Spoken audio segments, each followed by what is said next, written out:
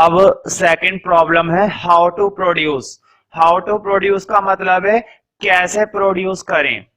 कहने का मतलब ये है कि हमें ये तो पता चल गया कि क्या बनाना है, लेकिन ये नहीं पता चला कैसे बनाना है ना। ये भी तो एक इंपॉर्टेंट क्वेश्चन है कि चलो भाई मैंने ऑर्डर दे दिया कि मेरे लिए मार्कर बनाओ, 100 मार्कर बना लो, ये होता है मार्कर, 100 मार्कर बना लो।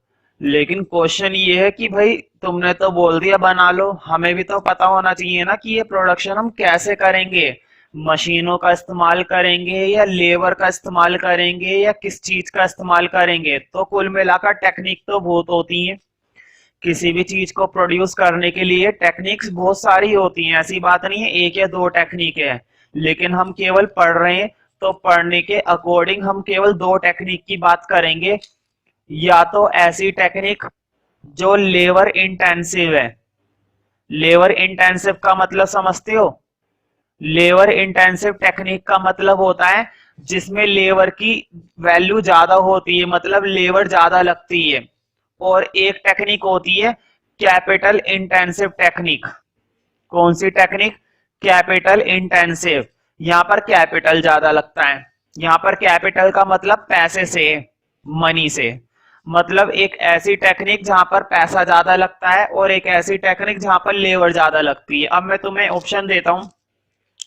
मान लो कोई फैक्ट्री है जो ऐसा कोई प्रोडक्ट बनाती है जो एग्रीकल्चर पर बेस्ड है। किस पर बेस्ड है? एग्रीकल्चर पर। मान लो वीट का प्रोडक्शन करती है, राइस का प्रोडक्शन करती है, शुगर केन का प्रोडक्शन करती है, ठीक है। तो मुझे बताओ अगर वो वीट या राइस वगैरह का प्रोडक्शन कर रही है तो एग्रीकल्चर है, लेबर की ज्यादा जरूरत पड़ेगी ना, तो हम कौन सी टेक्निक पर निर्भर रहेंगे? Labour intensive. Capital intensive technique नहीं लगेगी, कैपिटल की बहुत ही कम जरूरत पड़ती है, लेबर ज्यादा जरूरी है। लेकिन मानो अगर कोई बड़ी फर्म है जो कंप्यूटर वगैरह बना रही है, कंप्यूटर वगैरह प्रोड्यूस करती है, मैन्युफैक्चर्ड करती है, लेबर तो चाहिए चाहिए, ऐसा नहीं कह रहा लेबर नहीं चाहिए, लेबर चाहिए। लेकिन सबसे ज्यादा क्या चाहिए? पैसा। मतलब कौन सी टेक्निक को हम फॉलो करेंगे? Capital intensive. तो कैपिटल इंटेंसिव टेक्निक कहने का मतलब जहां पर कैपिटल की जरूरत ज्यादा होती है, लेबर की कम होती है। और लेबर इंटेंसिव टेक्निक कहने का मतलब जहां पे लेबर की जरूरत ज्यादा होती है, कैपिटल की कम होती है। दोनों की अपनी ही खासियत है। अगर मैं कैपिटल इंटेंसिव टेक्निक की बात करता हूं तो पैसा ज्यादा चाहिए, और लेबर इंटेंसिव टेक्निक की बात करता हूं तो लेबर ज्यादा चाहिए। अब बात हम कर रहे हैं इंडिया की, और तुम्हें मालूम है इंडिया के अंदर एम्प्लॉयमेंट कम होती है, अनएम्प्लॉयमेंट ज्यादा होती है। रोजगार इतना नहीं होता जितना क्या होती है? बेरोजगारी। बेरोजगारी खूब होती है। मतलब अगर इंडिया के अंदर दुनिया भर की क्या बनी हुई है? अनएम्प्लॉयमेंट। तो मुझे बताओ अनएम्प्लॉयमेंट को खत्म करने के लिए कौन सी टेक्निक ज्यादा काम आएगी? लेबर इंटेंसिव ना। क्योंकि लेबर इंटेंसिव का मतलब क्या है? लेबर ज्यादा लगेगी। तो जितनी ज्यादा लेबर हम यूज करेंगे उतनी कम क्या होती जाएगी? अनएम्प्लॉयमेंट। और क्या बढ़ती जाएगी? एम्प्लॉयमेंट। तो लेबर इंटेंसिव टेक्निक मदद करती है किसी भी कंट्री की अनएम्प्लॉयमेंट को खत्म करने में। लेकिन ये टेक्निक मदद करती है नहीं।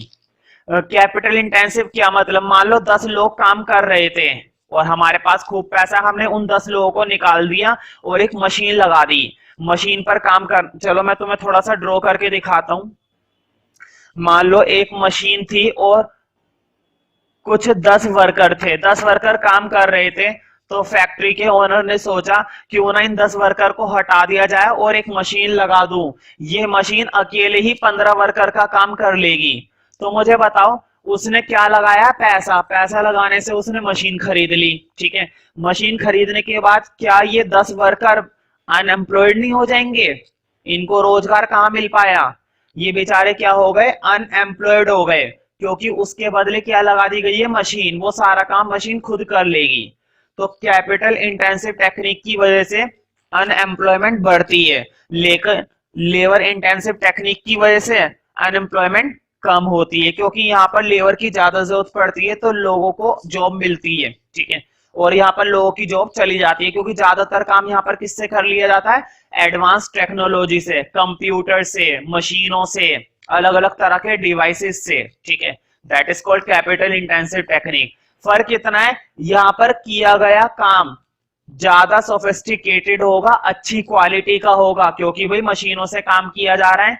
और यहां पर किया गया काम उतनी अच्छी क्वालिटी का नहीं होगा जितनी अच्छी क्वालिटी का वहां पे है। लेकिन इसकी खास बात ये भी तो है ना कि ये अनएम्प्लॉयमेंट को कम करने में क्या करती है, मदद। तो ये लोगों को एम्प्लॉयमेंट प्रोवाइड कर रही है, लेकिन ये सिर्फ क्या चीज को अच्छा कर रही है, प्रोडक्शन को। प्रोडक्शन का लेवल अच्छा हो जाता है, प्रोडक्टिविटी इंक्रीज होती है। अगर एक लेबर 1 घंटे में 10 डोल बना पा रही है, समझ लो 10 डोल बना रही है, ठीक है, लेकिन वही मशीन 1 घंटे में 100 डोल से भी ज्यादा बना सकती है। 100 डोल, सोचो 10 गुना हो गया बिल्कुल काम। तो कौन बेवकूफ लेबर इंटेंसिव टेक्निक पर रहेगा? वही रहेगा जिसको देश के कल्याण के बारे में चिंता होगी, क्योंकि वो जानता है अगर वो इस टेक्निक को फॉलो करेगा तो अनएम्प्लॉयमेंट क्या हो जाएगी, कम। लेकिन ऐसा वही करेगा जो समझदार होगा। लेकिन ज्यादातर लोग किस पर निर्भर रहेंगे, कैपिटल इंटेंसिव। दूसरी बात, जो बंदा गरीब है वो भी इस पर निर्भर करेगा, क्योंकि इसको इस टेक्निक को फॉलो करने के लिए पैसा चाहिए होता है। ये टेक्निक अच्छी है, प्रोडक्शन लेवल बहुत हाई पहुंचा देती है 100 डोल, लेकिन पैसा चाहिए। और ये टेक्निक एक आम कारखाने वाला या आम ओनर, फैक्ट्री वगैरह मामूली सा, वो भी इस टेक्निक का इस्तेमाल कर सकता है। तो लेबर इंटेंसिव जो है अनएम्प्लॉयमेंट को कम करने में बहुत मदद करती है, देखा जाए तो। खैर, पूरी इकोनॉमी के अंदर दोनों टेक्निक को हमें साथ साथ चलाना पड़ता है। फर्क इतना है, जब हमने कैपिटल ज्यादा लगा रखी है, लेबर कम, तो कैपिटल इंटेंसिव। इंटेंसिव का मतलब होता है कैपिटल की खपत ज्यादा है, और लेबर इंटेंसिव कहने का मतलब लेबर की खपत ज्यादा है। इंटेंसिव लेबर ज्यादा है और कैपिटल कम है। इंटेंसिव का मतलब होता है उस चीज की क्वांटिटी हमने ज्यादा ले रखी है। खैर, पहले तो हाउ टू प्रोड्यूस के बारे में थोड़ा सा लिखेंगे।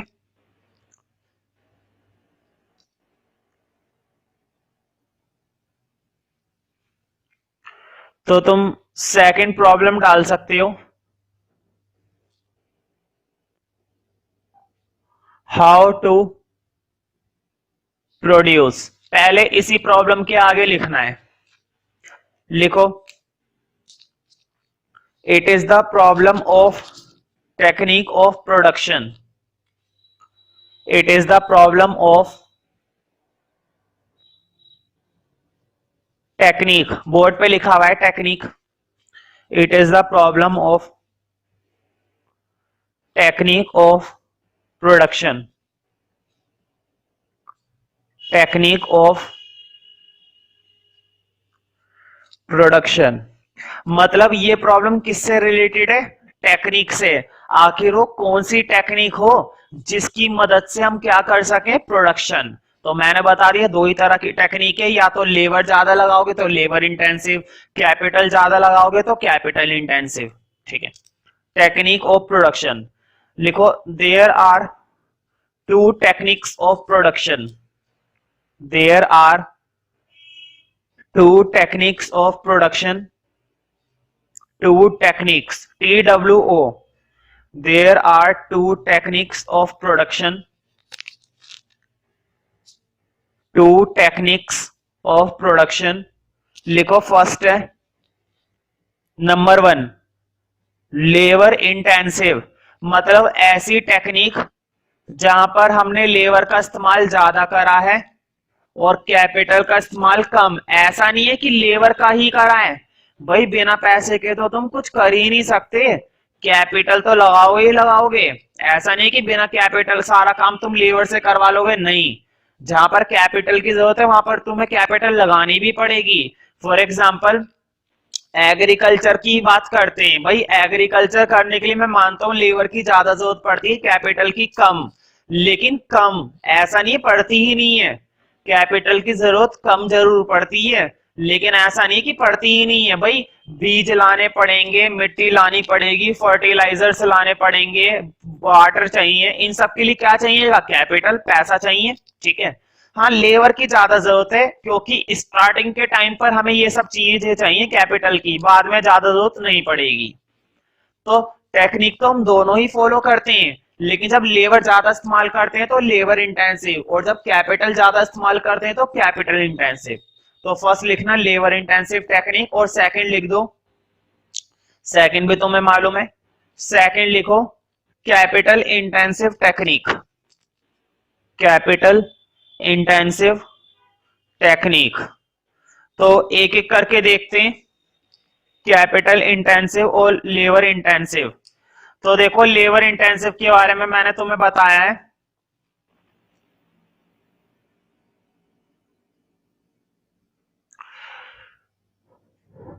कैपिटल इंटेंसिव और लेबर इंटेंसिव के बारे में मैंने कुछ बातें अभी तक तुम्हें बता दी हैं, ठीक है। तो दोनों के बारे में पढ़ेंगे। बढ़िया रहेगा कि अगर तुम नोट में लिख लो, हाँ नोट में लिखो। पहले मैं लिखाऊंगा लेबर इंटेंसिव के बारे में। देखो लेबर इंटेंसिव का मतलब क्या है, लेबर इंटेंसिव का मतलब ये है कि प्रोडक्शन के अंदर हमने लेबर का ज्यादा इस्तेमाल करा है, कैपिटल का इस्तेमाल कम करा है। क्लियर, लेबर हमने ज्यादा यूज करी है, कैपिटल कम यूज करी है, इसलिए इस टेक्निक को क्या बोला जाएगा, लेबर इंटेंसिव। इंटेंसिव मतलब हमने कौन सी क्वांटिटी ज्यादा इस्तेमाल करी है, लेबर की। इंटेंसिव का मतलब है जिसकी खपत ज्यादा हो रही है, ठीक है। दूसरी बात, तुम बात कर रहे हो इंडिया की या फिर ऐसी कंट्री की जहां पर बेरोजगारी भरपूर है, जहां पर अनएम्प्लॉयमेंट दुनिया भर की है, तो बताओ वहां पर कौन सी टेक्निक को फॉलो करना बढ़िया रहता है, लेबर इंटेंसिव। क्योंकि लेबर इंटेंसिव में ज्यादा से ज्यादा लेबर को ले लिया जाएगा, और जितनी ज्यादा लेबर ले लोगे उतनी कम क्या होती जाएगी, अनएम्प्लॉयमेंट। तो बढ़िया रहता है अगर ऐसी कंट्री है जहां पर अनएम्प्लॉयमेंट बड़े पैमाने पर फैली हुई है, तो तुम वहां पर कौन सी टेक्निक को फॉलो करो, लेबर इंटेंसिव। तो फर्स्ट पॉइंट में तुम्हें नोट के अंदर यही लिखना है, लिखो labour intensive technique means, labour intensive technique means more use of labour. मतलब हमने किसका ज्यादा इस्तेमाल करा है, लेबर का। मोर यूज ऑफ लेबर, बोर्ड पे लिख देता हूं मैं, मोर यूज ऑफ लेबर मतलब हमने लेबर ज्यादा यूज करी है, more use of labour than capital. ये वाला than, THA, than capital. Capital के मुकाबले हमने लेबर का ज्यादा इस्तेमाल करा है। लिखो बट, हाथ के हाथ कैपिटल इंटेंसिव का भी मतलब लिख लो, but capital intensive technique means, but capital intensive technique means more use of capital, more use of capital than labour. Capital intensive का मतलब क्या होता है, कैपिटल ज्यादा इस्तेमाल करिए और लेबर कम इस्तेमाल करिए। More use of capital than labour मतलब जिसके आगे इंटेंसिव लगा हुआ है ना, उसकी क्वांटिटी हमने ज्यादा यूज करी है और दूसरे वाले की क्वांटिटी कम यूज करी है। Capital intensive technique means more use of capital than labour, THAN, more use of capital than labour, ठीक है। तो देखो दोनों टेक्निक के बारे में हमने काफी सारी बातें पढ़ ली। दूसरी और सबसे इंपॉर्टेंट बात, देखो लेबर इंटेंसिव का क्या है, कैप मशीनें खरीदना, कंप्यूटर से लेकर आना, अलग अलग तरह की मशीनें लेना, एडवांस्ड टेक्नोलॉजी लेना, ये सारी टेक्निक कैपिटल इंटेंसिव है, पैसा बहुत चाहिए ना। इसका मतलब ये हुआ कि जो हमारी कैपिटल इंटेंसिव टेक्निक होती है ये काफी कॉस्टली होती है, महंगी, और इस टेक्निक का इस्तेमाल हर फर्म नहीं कर सकती, केवल वही फर्म करेगी जो काफी बड़े पैमाने पर है। लेकिन लेबर इंटेंसिव, लेबर इंटेंसिव का क्या है, लेबर तो इतनी सस्ती से मिल जाती है आराम से कम कैपिटल इंटेंसिव के मुकाबले तो सस्ती ही मिल जाती है। भाई 10 लेबर का खर्चा उठाना आसान है, लेकिन एक बड़ी मशीन का खर्चा उठाना बड़ा मुश्किल है। एक एक मशीन कम से कम 10-10 लाख 20-20 लाख की होती है, लेबर तो यूं ही मिल जाएगी सस्ते में, ठीक है। तो कैपिटल इंटेंसिव टेक्निक जो होती है वो थोड़ी सी कॉस्टली होती है और लेबर इंटेंसिव टेक्निक चीपर होती है। चीपर मतलब थोड़ी सी सस्ती। मेरे जैसे गरीब भी हर कोई इस्तेमाल कर लेंगे लेबर इंटेंसिव टेक्निक का, लेकिन कैपिटल इंटेंसिव टेक्निक तुम्हारे जैसे अमीर ही इस्तेमाल कर पाएंगे। तो नोट के अंदर ही चल रहा है अभी। अब नोट के अंदर लिखो सेकंड पॉइंट, लिखो अब सेकंड पॉइंट में, labour intensive technique is less expensive. Labour intensive technique जो होती है वो सस्ती होती है, लेस एक्सपेंसिव मतलब कम महंगी होती है। Labour intensive technique is less expensive, less expensive, it also reduce unemployment. ये बात मैंने तुम्हें पहले ही बता दी थी। लेबर इंटेंसिव का मतलब क्या है कि ज्यादा से ज्यादा किसको एम्प्लॉयमेंट मिल रही है, लेबर को। लेबर को अगर एम्प्लॉयमेंट मिल रही है तो कंट्री के अंदर क्या कम होती जा रही है धीरे धीरे, अनएम्प्लॉयमेंट। और एक समय ऐसा आएगा कि कोई भी बंदा अनएम्प्लॉयड नहीं बचेगा, हर किसी को क्या मिली भी होगी, एम्प्लॉयमेंट।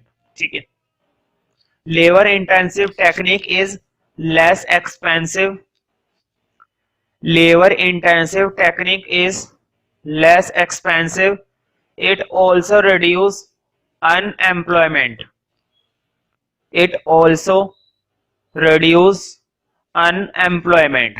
तो ये किस चीज में मदद करती है, अनएम्प्लॉयमेंट को कम करने में। मतलब अगर हम लेबर इंटेंसिव टेक्निक को फॉलो करते हैं तो ये अनएम्प्लॉयमेंट को रिड्यूस करने में कंट्री की मदद करेगी। दूसरी तरफ अगर हम कैपिटल इंटेंसिव टेक्निक की बात करें तो ये टेक्निक थोड़ी सी कॉस्टली होती है। चलो कॉस्टली तो होती है, चलो माना, लेकिन ये प्रोडक्शन के लेवल को बढ़ा भी तो देती है। भाई हर चीज की अच्छी खासियत है तो बुरी खासियत भी है। कैपिटल इंटेंसिव टेक्निक कॉस्टली हुई तो क्या हुआ, लेकिन ये प्रोडक्शन के लेवल को एफिशिएंट भी तो बना रही है। एक घंटे में जहां लेबर 10 डॉल बना पाती है, ये एक घंटे में 150 डॉल बना लेगी, 100 डॉल बना लेगी, और अच्छी एक्यूरेसी के साथ, क्वालिटी भी अच्छी होगी। ऐसी बात नहीं है, मशीनों का काम या तो बहुत अच्छा होता है या बिल्कुल ही बेकार होता है। तो नोट के अंदर लास्ट पॉइंट लिखना है, दैट इज थर्ड पॉइंट। तो थर्ड पॉइंट में लिखो, capital intensive technique is, capital intensive technique is costly, capital intensive technique is costly, but, लेकिन देखो कॉस्टली जरूर है लेकिन ये प्रोडक्शन के लेवल को बहुत ही ज्यादा एफिशिएंट बना रही है, उसकी ग्रोथ को इंक्रीज कर रही है बहुत तेजी से। Capital intensive technique is costly but it increase the, but it increase the growth of, but it increase the growth of production, growth board पे लिख देता हूं मैं, but it increase the growth of production with efficiency, with efficiency। efficiency का मतलब होता है काम करना, वो भी बहुत अच्छे ढंग से कम आइटम खराब होंगे, ज्यादा से ज्यादा आइटम सही बनेंगे। ठीक है, दैट इज कॉल्ड एफिशिएंसी। काम करो अच्छे तरीके से कम बेकार हो। ठीक है, कोशिश करो कि बेकार ना ही हो। तो मशीनों में इस चीज का ध्यान रखा जाता है। तो जो भी काम होता है एफिशिएंटली होता है, ठीक है, नियमित रूप से और अच्छे ढंग से होता है, ठीक है, किफायती तौर पर। तो ये थी हमारी second problem, how to produce, और इसको भी हमने सॉल्व कर लिया है कि हम कौन सी टेक्निक का इस्तेमाल करेंगे। तो अगली प्रॉब्लम देखते हैं, वो है हमारी फॉर होम टू प्रोड्यूस। क्या बनाना है ये पता चल गया, कैसे बनाना है ये भी पता चल गया, लेकिन किसके लिए बनाना है ये पता करना अभी बाकी है।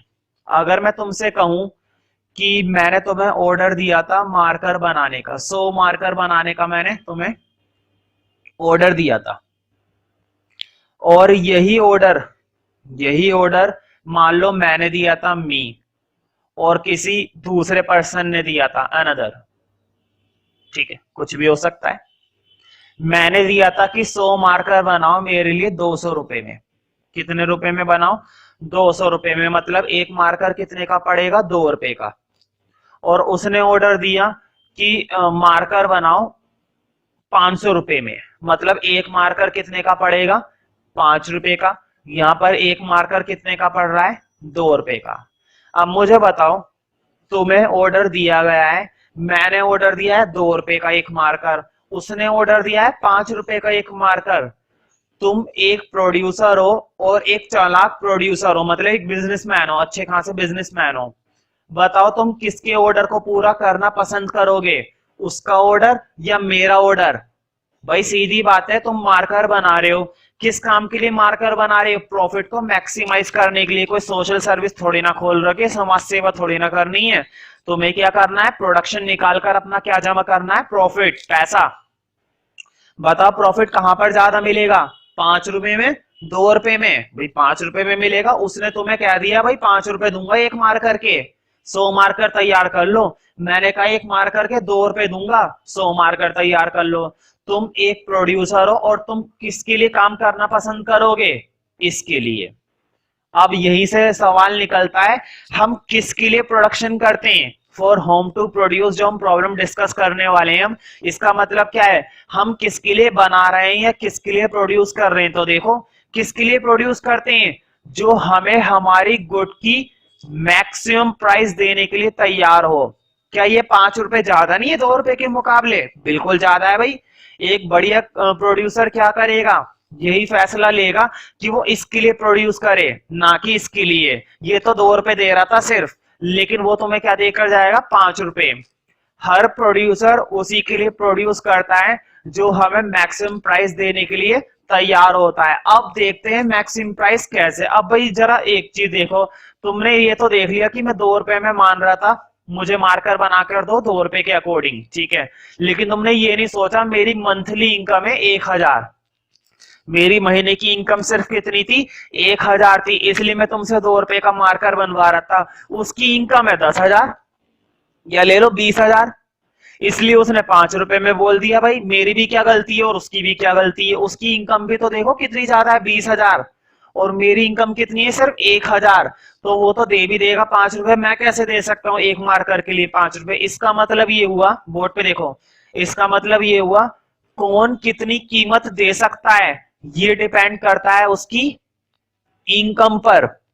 भाई उसी पर तो डिपेंड करता है। ये 5 रुपए दे सकता है क्योंकि इसकी इनकम अच्छी खासी है, ये 2 रुपए दे सकता है क्योंकि इसकी इनकम कम है। तो इसमें इनकी क्या गलती, उसकी इनकम हाई फाई है और इसकी इनकम राई काई है, इसकी इनकम कुछ है ही नहीं, ठीक है, और उसकी इनकम इतनी जबरदस्त है। इसका मतलब ये हुआ कि जब हम बात करते हैं फॉर होम टू प्रोड्यूस कि किसके लिए बनाया जाए, तो ये प्रॉब्लम मेनली किससे रिलेटेड है, इनकम के डिस्ट्रीब्यूशन से। अब मुझे सोचकर बताओ, क्या जो इनकम का डिस्ट्रीब्यूशन होता है, इनकम का जो बंटवारा होता है, क्या इक्वल लेवल पर होता है, किसी को 1,000 किसी को 20,000। और ये तो केवल 2 लोगों की बातें कर रही है, पूरी कंट्री की बातें हो रही है यहाँ पर। पूरी कंट्री के अंदर सोचो कितना इनकम का डिस्ट्रीब्यूशन होता है, और क्या वो सारा डिस्ट्रीब्यूशन इक्वल लेवल पर होता है, बिल्कुल भी नहीं। इसका मतलब ये हुआ किसके लिए बनाना है, ये डिपेंड करता है उसके लेने वाले की इनकम पर। वो कितना प्राइस दे सकता है वो डिपेंड करता है उसकी इनकम पर। तो कई बार पूछा गया है कि ये जो प्रॉब्लम है ये किससे रिलेटेड है, इनकम के डिस्ट्रीब्यूशन से, ठीक है। तो अब हम इस प्रॉब्लम के बारे में थोड़ा बहुत जान चुके हैं, तो अब इस प्रॉब्लम को स्टार्ट करते हैं सॉल्व करना। पहले तीसरा हेडिंग डाल दो, मतलब तीसरा पॉइंट, और for whom to produce question mark. पहले इसके बारे में थोड़ा सा आगे लिखना है कि ये प्रॉब्लम किससे रिलेटेड है। तो लिखो, it is the problem of distribution of income, it is the problem of distribution of income. इस प्रॉब्लम का संबंध किससे है, डिस्ट्रीब्यूशन ऑफ इनकम से। मतलब इनकम का बंटवारा कैसे हो रहा है, इक्वली हो रहा है या unequally. It is the problem of distribution of income, और किसको कितनी इनकम मिलेगी, ये डिपेंड करता है पूरी कंट्री की इनकम पर। और पूरी कंट्री की इनकम, इतनी बात है तो तुम्हें मालूम ही है पूरी कंट्री की इनकम क्या होती है, नेशनल इनकम। ध्यान रखना, पूरी कंट्री की इनकम को किससे दर्शाया जाता है, नेशनल इनकम से। तो नेशनल इनकम का कैसे डिस्ट्रीब्यूशन किया गया है वो मायने रखता है। It is the problem of distribution of income. इसी में लिखना, the distribution of national income, the distribution of national income among the population, the distribution of national income, board पे लिखा हुआ है among the population। मतलब ये जो नेशनल इनकम का बंटवारा होना है, तुम्हें मालूम है ये बंटवारा या तो इक्वली हो सकता है या अनइक्वली हो सकता है। और ये बात भी तुम्हें मालूम होगी, मैं लिखवा जरूर रहा हूं, इक्वली हो सकता है। लेकिन क्या रियल में इक्वल होता है, बिल्कुल भी नहीं, होना भी नहीं चाहिए। मैं बताता हूं क्यों नहीं होना चाहिए। मान लो एक सर्जेंट है जो हॉस्पिटल में सर्जरी करता है, उसको 1 घंटे में एक ऑपरेशन के मिलते हैं 2 लाख रुपए। और उसी हॉस्पिटल में एक वॉचमैन है जो गेट के बाहर खड़ा रहता है, उसको भी 1 घंटे में, 1 घंटा छोड़ो 1 महीने में 2,000 रुपए मिलते हैं। क्या उसको भी 2 लाख रुपए मिलने चाहिए 1 घंटे के? क्या वॉचमैन को 1 घंटे के 2 लाख रुपए मिलने चाहिए? बिल्कुल भी नहीं। तो ध्यान रखना, इक्वल लेवल पे बिल्कुल भी नहीं होना चाहिए। हाँ, लेकिन हम ये जरूर कह सकते हैं कि जस्टिसिएबल होना चाहिए। जस्टिसिएबल मतलब न्यायपूर्वक होना चाहिए। उसको 1 महीने के जितने मिलने चाहिए ना उतने ही मिले। मैं ये नहीं कह रहा कि कम मिले या 2 लाख मिले, मैं ये कह रहा हूं जितने उसके बनते हैं, जितनी उसकी मेहनत के बनते हैं उतने उसको जरूर मिले। ठीक है, 2 लाख तो खैर नहीं।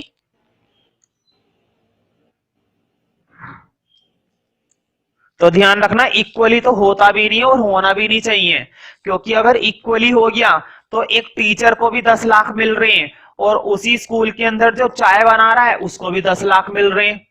तो टीचर इतनी मेहनत क्यों करेगा टीचिंग करनाने में और टीचर बनने में, जब उसे मालूम है कि चाय बनाकर भी 10 लाख मिलेंगे और पढ़ाकर भी 10 लाख मिलेंगे, तो हर कोई चाय बनाना पसंद करेगा। ठीक है, समझ रहे हो ना? तो इक्वल लेवल पर तो होना भी नहीं चाहिए। तो मैंने ये लिखा है, the distribution of national income among the population, the distribution of national income among the population is either equal, board पे लिखा हुआ है, is either equal or unequal, is either equal or unequal। मतलब ये डिस्ट्रीब्यूशन इक्वल हो भी सकता है और नहीं भी हो सकता है। हालांकि इक्वल होता नहीं है और होना भी नहीं चाहिए, ये बात तो मैं समझ में आ गई होगी अब। ठीक है, तो ध्यान रखना, डिस्ट्रीब्यूशन इक्वल हो या ना हो लेकिन जस्टिसिएबल जरूर होना चाहिए। तो ध्यान रखना, अगर हम इक्वली डिस्ट्रीब्यूट करते भी हैं इनकम को तो बढ़िया है, कोई अमीर नहीं रहेगा कोई गरीब नहीं रहेगा, सब बराबरी से रहेंगे। ठीक है, तो अगर इक्वल डिस्ट्रीब्यूशन हो भी जाता है तो वो सोशली गुड माना जाता है, अच्छी बात है, मतलब सामाजिक रूप से अच्छी बात है, सबको बराबरी से इनकम मिल रही है। लेकिन क्या वो जस्टिसिएबल है? बिल्कुल भी नहीं। एक ऑपरेशन करने वाले सर्जेंट को भी 2 लाख और एक देखभाल करने वाले वॉचमैन को भी 2 लाख, क्या ये कहीं से भी न्यायपूर्वक लग रहा है तुम्हें? बिल्कुल भी नहीं। तो सोशली तो गुड है कि दोनों ही या तो अमीर है या दोनों ही गरीब है। ठीक है, लेकिन जस्टिसिएबल बिल्कुल भी नहीं है, तो जस्टिसिएबल होना चाहिए। खैर, अब इस प्रॉब्लम से रिलेटेड कुछ बातें नोट में लिखना। लिखो नोट के अंदर, फर्स्ट पॉइंट लिखो, equality is socially good. Equality, equality मतलब अगर हम इक्वल लेवल पर डिस्ट्रीब्यूशन करते हैं, इक्वालिटी का मतलब ये होता है, सोशली गुड होती है ना, सबको 2 लाख, सबको 3 लाख, सबको 4 लाख, सबको 10,000। ठीक है, that is called equality. Equality is socially good, मतलब इक्वालिटी सोशली तो अच्छी है, सोशली गुड। बोर्ड पे लिखा हुआ है, equality is socially good, but inequality inequality also increase, but inequality also increase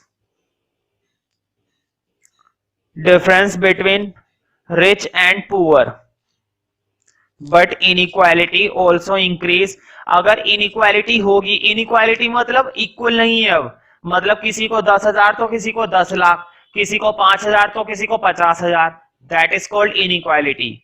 but inequality also increase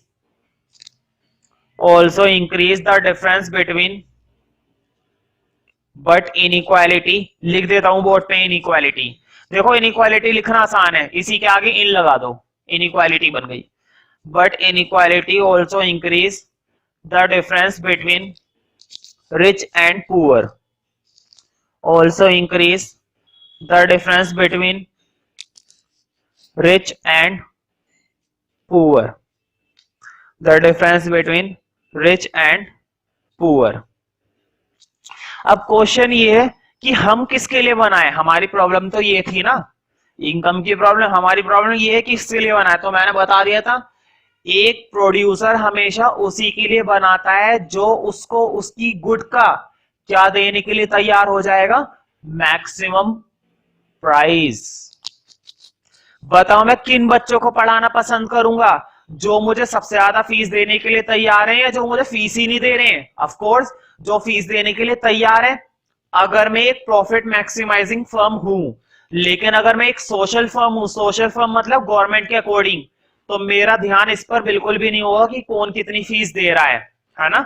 मेरा ध्यान इस पर थोड़ी ना होगा, क्योंकि मुझे मालूम है मैं सिर्फ एक गवर्नमेंट का एजेंट हूं, मुझे जो सैलरी मिलेगी वो गवर्नमेंट की तरफ से मिलेगी, ना कि इन बच्चों की तरफ से। तो तुम्हें ध्यान रखना है। लेकिन अगर मैं एक प्राइवेट फर्म हूं और एक प्राइवेट मैक्सिमाइजिंग फर्म हूं, प्रॉफिट मैक्सिमाइजिंग फर्म, तो मैं सिर्फ किस पर ध्यान करूंगा, मैक्सिमम प्राइस पर। जो मुझे सबसे ज्यादा फीस देने के लिए तैयार है मैं उन्हीं बच्चों को बैठाऊंगा, और जो फीस नहीं दे रहा उनको हटा दूंगा। ठीक है, तो ध्यान रखना एक प्रोड्यूसर हमेशा उसी के लिए प्रोड्यूस करता है जो मैक्सिमम प्राइस देने के लिए तैयार होता है। अब इस प्रॉब्लम का सॉल्यूशन लिखना है नोट के अंदर सेकंड पॉइंट में, तो लिखो सेकंड पॉइंट में, लिखो the goods are produced for those people, the goods are produced for those people, board पे लिखा हुआ है people मतलब लोग, the goods are produced for those people who WHO, the goods are produced for those people who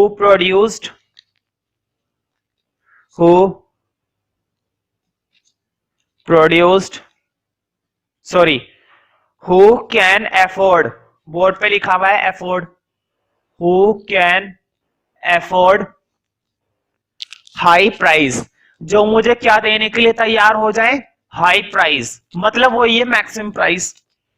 who can afford high price, who can afford high price। ठीक है, तो देखो इस हेडिंग को शुरू कराने से पहले तुमने गौर करा हो तो इस हेडिंग का नाम ये था economy and it's central problems, मतलब इकोनॉमी और इकोनॉमी में होने वाली उसकी सेंट्रल प्रॉब्लम्स, है ना। अब हमें ये देखना है, मैंने सेंट्रल प्रॉब्लम तो तुम्हें बता दी तीन होती हैं, और तीनों प्रॉब्लम का सॉल्यूशन कैसे कैसे किया जा सकता है मैंने तुम्हें ये भी बता दिया है। लेकिन तुमने गौर नहीं करा कि मैंने इकोनॉमी की बस एक ही डेफिनेशन लिखवाई है, लेकिन मैंने ये नहीं बताया कितनी इकोनॉमी होती है। तो ध्यान रखना, वैसे तो कई तरह की इकोनॉमी पाई जाती है, अलग अलग कंट्री में अलग अलग तरह की इकोनॉमी होती है, लेकिन मेनली इकोनॉमी तुम्हें तीन तरह की पढ़नी है। कुछ अलग से भी अनदर टाइप्स हैं, वो मैं बाद में बता दूंगा। पहले अब हम कुछ चुनी हुई इकोनॉमीज पढ़ेंगे, तो तुम अगला हेडिंग डाल सकते हो, या फिर तुम कह सकते हो इसी का ही सब हेडिंग है जिसका नाम है डिफरेंट इकोनॉमीज। कई बार अब तक पेपर में एक्सप्लेन करने को आई है डिफरेंट इकोनॉमीज, अलग अलग तरह की इकोनॉमीज, जिसमें से सबसे पहली इकोनॉमी में तुम्हें लिखाऊंगा कैपिटल ए बना देना टॉपिक, लिखो कैपिटल ए है market economies, market economy, market economy या इकोनॉमी एक ही बात है। तो देखो नाम से ही पता चल रहा है मार्केट, ध्यान रखना, तुम्हें मालूम है ना गुड्स की मार्केट के अंदर क्या होती है, सप्लाई, है ना भाई। ऑफ कोर्स मान लो मैंने एक ऐसा कारखाना खोल रखा है, ऐसी फैक्ट्री खोल रखी है जिसमें क्या बनाई जाती है, बोटल्स, प्लास्टिक की बोतलें होती है ना पानी की, वो बनाई जाती है। और मैं मार्केट के अंदर क्या करता हूं, सप्लाई करता हूं। बताओ कितनी सप्लाई करूंगा, क्वेश्चन ये कितनी सप्लाई करूंगा, बताओ उतनी ही तो सप्लाई करूंगा जितनी मार्केट के अंदर क्या चलेगी, उसकी डिमांड। भाई मार्केट के अंदर मुझे इतना मालूम है एक महीने में 1000 बोटल्स बिक पाती हैं, मुश्किल से ही 1000 बोतल बिक पाती हैं, तो मैं अपनी सप्लाई भी कितनी रखूंगा मार्केट के अंदर, 1000। बिल्कुल सही है ना, 1000 की डिमांड थी तो मैंने क्या सप्लाई करी है, 1000 ही सप्लाई करी है। जितने की डिमांड थी उतनी ही सप्लाई कर दी, क्या एक भी बोतल बचेगी, बिल्कुल भी नहीं बचेगी। इतनी ही डिमांड चल रही थी, लोग इतनी ही बोतलें मांगते थे और मैंने इतनी ही सप्लाई करी है, क्या कुछ बचेगा, बिल्कुल भी नहीं बचेगा। तो ध्यान रखना मार्केट इकोनॉमी का मतलब उतनी ही गुड बनाई जाती है या उतनी ही गुड बेची जाती है जितनी उसकी क्या होती है, सप्लाई, और जितनी ही उसकी क्या होती है, डिमांड। मतलब सप्लाई और डिमांड क्या होती है, इक्वल। बहुत इंपॉर्टेंट पार्ट में बता रहा हूं इस समय। मार्केट इकोनॉमी ऐसी इकोनॉमी है जहां पर गुड का सारे सवालों का जवाब किससे मिलता है, सप्लाई और डिमांड से। जितनी डिमांड उतनी सप्लाई, जितनी सप्लाई उतनी डिमांड। अगर 10 बोतलों की डिमांड चल रही है मार्केट के अंदर तो हम कितनी प्रोड्यूस करेंगे, 10 बोतल ही प्रोड्यूस करेंगे, ना तो 10 से ज्यादा और ना ही 10 से कम। इसका मतलब ये हुआ मार्केट इकोनॉमी के अंदर सारे फैसले किसके अकॉर्डिंग लिए जाते हैं, सप्लाई और डिमांड के अकॉर्डिंग। ये मैंने शॉर्ट में लिखा है, supply demand DD, supply SS. तुम लोग भी सीख लेना, धीरे धीरे सब लॉजिक आ जाएंगे जब हम स्टार्ट करेंगे। मार्केट इकोनॉमी कहने का मतलब ऐसी इकोनॉमी जहां पर सारे फैसले किसके अकॉर्डिंग लिए जाते हैं, सप्लाई और डिमांड के अकॉर्डिंग, जिसमें गवर्नमेंट का कोई रोल नहीं होता है। ध्यान रखना इस इकोनॉमी में गवर्नमेंट का कोई रोल नहीं होता। अगर सिचुएशन ज्यादा बिगड़ जाती है ना, जब सप्लाई और डिमांड डिसाइड नहीं कर पाती है, तब गवर्नमेंट बीच में आती है, अदरवाइज गवर्नमेंट को बीच में बिल्कुल भी नहीं आना होता है। ठीक है, सारे फैसले किसके अकॉर्डिंग लिए जाते हैं, मार्केट के अकॉर्डिंग। और मार्केट मतलब सप्लाई डिमांड, भाई मार्केट के अंदर तो सप्लाई और डिमांड ही चलती है, तो मार्केट इकोनॉमी में लिखो। तो देखो इसमें गवर्नमेंट का कोई रोल नहीं होता है, सारे फैसले कौन लेती है, डिमांड और सप्लाई। इसलिए इस इकोनॉमी को ये भी कहा जाता है फ्री इकोनॉमी। फ्री इकोनॉमी मतलब ये फ्री है, जो सप्लाई डिमांड का फैसला होगा वही फैसला इन्हें मानना पड़ेगा। ये इकोनॉमी पूरी तरह से क्या होती है, फ्री होती है। There is no intervention perform by the government. यहाँ पर कोई इंटरवेंशन नहीं होता जो गवर्नमेंट करेगी। ठीक है, गवर्नमेंट का कोई यहाँ पर रोल नहीं होता। तो लिखो it is a free economy, it is a free economy, the producers are. Free economy क्यों और कैसे, फ्री का मतलब ये क्या बनाना है वो भी इनका खुद का फैसला होता है, कैसे बनाना है वो भी इनका फैसला होता है, किसके लिए बनाना है वो भी इनका खुद का फैसला होता है। इंपॉर्टेंट बात है, क्या बनाना है कैसे बनाना है, ध्यान रख रहे हो नहीं थी, वही 3 प्रॉब्लम दोहरा रहा हूं मैं, जो 3 प्रॉब्लम अभी अभी मैंने समझाई थी सेंट्रल प्रॉब्लम के नाम से, what to produce, how to produce, for whom to produce. इन तीनों प्रॉब्लम का सॉल्यूशन मार्केट किसके अकॉर्डिंग लेती है, सप्लाई और डिमांड के अकॉर्डिंग। ठीक है, it is a free economy, the producers are free to decide. मतलब वो पूरी तरह से आजाद होते हैं इस बात का फैसला लेने में कि क्या बनाए, कैसे बनाए, किसके लिए बनाए। सारे फैसले उन्होंने खुद लेने होते हैं। खुद लेने का मतलब कौन लेती है, मार्केट लेती है। The producers are free to decide, the producers are free to decide, मतलब प्रोड्यूसर्स फ्री होते हैं इस बात को डिसाइड करने में, are free to decide what how, board पे लिखा हुआ है, the producers are free to decide what how and for whom to produce. मतलब इन तीनों सवालों के जवाब वो खुद ही लेते हैं अपने अकॉर्डिंग, क्या बनाना है, कैसे बनाना है, किसके लिए बनाना है, सारा फैसला उनका खुद का होता है। What to produce, how to produce and for whom to produce, ठीक है। तो वो इन सब बातों के फैसले खुद लेते हैं, वो भी freely. There is no government intervention between these three questions. इन तीन क्वेश्चनों के सवालों के जवाब ढूंढने में गवर्नमेंट का कोई रोल नहीं होता। मार्केट अपने अकॉर्डिंग काम करती है और किसी भी तरह से वो क्या मैक्सिमाइज करने की कोशिश करती है, अपना प्रॉफिट। तो नोट के अंदर लिख लो इस इकोनॉमी का ऑब्जेक्टिव होता क्या है। तो लिखो नोट के अंदर, the objective of this economy,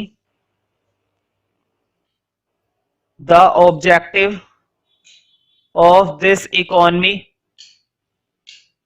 of this economy, the objective of this economy is profit maximization। मतलब वो किस चीज को मैक्सिमाइज करते हैं, प्रॉफिट को, is profit maximization, profit maximization। तो उन्हें कुछ भी करके सप्लाई और डिमांड के अकॉर्डिंग क्या मैक्सिमाइज करना होता है, सिर्फ अपना प्रॉफिट, ठीक है। और सारे फैसले किसके अकॉर्डिंग लिए जाते हैं, सप्लाई और डिमांड के अकॉर्डिंग।